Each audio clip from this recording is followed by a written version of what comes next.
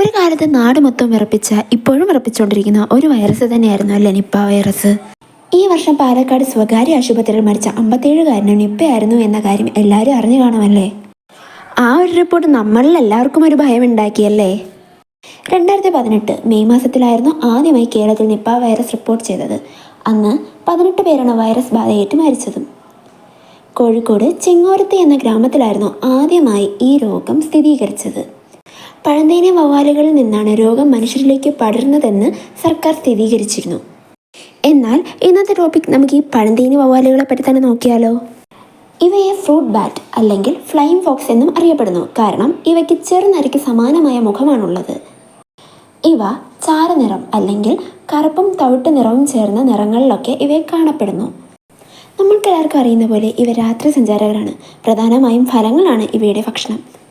അതുപോലെ ഇവ സാധാരണയായി മനുഷ്യരെ നേരിട്ട് ആക്രമിക്കുന്നവയല്ല. അതുപോലെ ഇവ കൂട്ടമായാണ് മരങ്ങളിൽ കാണപ്പെടാറുള്ളത്.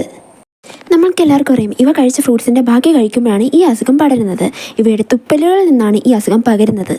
ഇത് നിപ്പ വൈറസിൻ്റെ ഇലക്ട്രോൺ മൈക്രോഗ്രാഫാണ്.